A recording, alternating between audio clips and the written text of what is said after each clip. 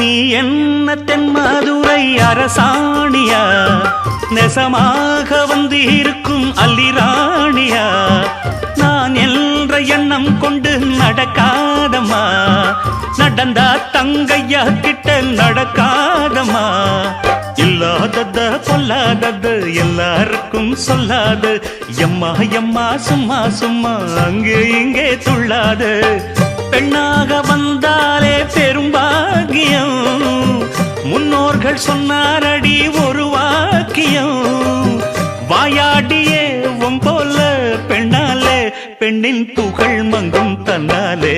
பாட்டு படிக்கும் குயிலே உன் பாட்ட நீ பாட்டு ஒயிலே.